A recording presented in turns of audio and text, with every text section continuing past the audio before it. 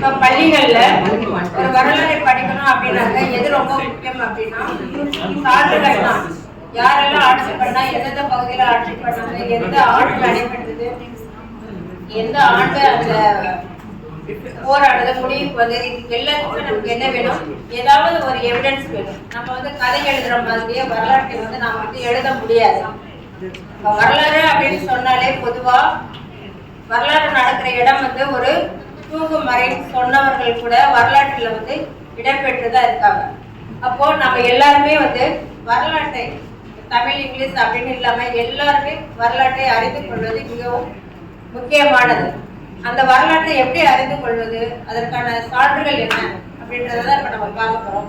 இப்ப சான்றுகள் அப்படின்னாக்க பொதுவா நம்ம எப்படி நம்ம ஒரு விஷயத்தை இவர்கள் வந்து இந்த பகுதியில வந்து ஆட்சி பண்ணாங்க, இந்த பகுதியில வந்து போர் நடைபெற்றது அப்படின்றத நம்ம எப்படி தெரிஞ்சுக்கிறோம்? பொதுவாக இன்றைய காலகட்டத்துல புத்தகங்கள் மூலமாகவோ அல்லது கூகுள்ல பார்த்தோ அல்லது படங்கள் மூலமாகவோ தான் நம்ம என்ன தெரிஞ்சுக்கிறோம்?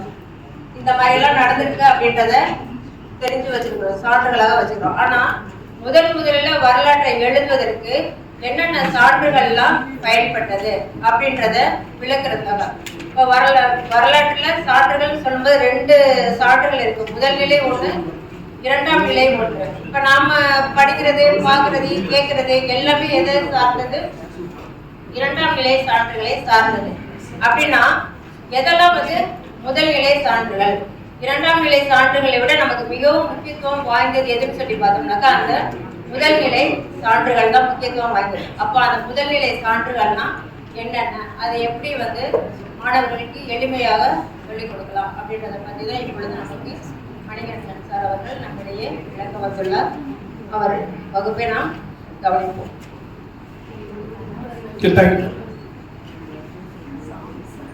மரியாதைக்குரிய டிடி ஃபர்ஸ்ட் மேடம் அனைவருக்கும், DIET faculty members and co teachers எல்லாருக்கும் வணக்கம்.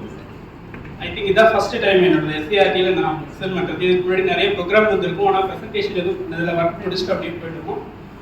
ஸோ என்னோட டெலிவரியில் ஏதாவது ஒரு சின்ன நெருடல் இருந்ததுன்னா அட்ஜஸ்ட் பண்ணிக்கோங்க.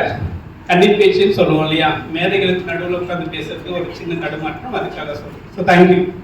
ஸோ இப்போ இந்த டாபிக் வந்து உண்மையிலேயே ரொம்ப இம்பார்ட்டன்ட் டாபிக் ரைட் நவ். ஏன்னா அந்த புரளின் ஒரு வார்த்தை சொல்லுவோம் இல்லைங்களா, அது இப்போ நிறைய பரவிட்டு இருக்கும். வரலாறுனாலே போர் அடிக்கிற சப்ஜெக்ட் கதை தானுங்க அப்படின்னு சொல்லுவோம். அப்படி கிடையாது. வரலாறு கரெக்டாக படிச்சாதான் லைஃப்பை கரெக்டாக லீட் பண்ண முடியும்.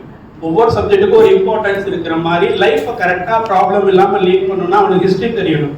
ரொம்ப சிம்பிளாக சொல்லணும்னா நம்ம வீட்டில் நம்ம அடிக்கடி டெய்லி யூஸ் பண்ணுற வார்த்தை, இந்த தாத்தா எப்பேற்பட்ட ஆள் தெரியுமா, அவனுக்கு வந்து இப்படி பிறந்திருக்கிறியே அப்படின்னு சொல்லுவோம். அப்போ எது அது தான் வரலாறு. ஸோ இப்போ பாஸ்ட்டை கிளியராக தெரிஞ்சுட்டா மட்டும்தான் ப்ரெசென்ட்ல நம்ம எப்படி இருக்கணும், ஃபியூச்சர் எப்படி போகணும்னு நம்மளால டிஃபைன் பண்ண முடியும். ஸோ அந்த பாஸ்ட்டை கரெக்டாக தெரிஞ்சுக்கிறதுக்கே நிறைய சோர்சஸ் இருக்கு. அந்த சோர்சஸ் ஐடென்டிஃபை பண்றதுல தான் ப்ராப்ளம் பசங்களுக்கு. நம்ம லெவலுக்கே மேபி நிறைய சப்ஜெக்ட்ஸ் இருக்கும். நம்மளால 10th வரைக்குமே சோஷியலை முடிச்சுட்டு வந்தவங்க கூட இருப்போம் மேபி. ஸோ நம்மளுக்கே அந்த இடர்பாடு இருக்கு. இப்போ உங்களுக்கு இந்த சப்ஜெக்ட் ரீச் ஆயிட்டாலே கன்ஃபார்மா பசங்களுக்கு ரீச் ஆயிடும் நான் நம்புறேன். ஸோ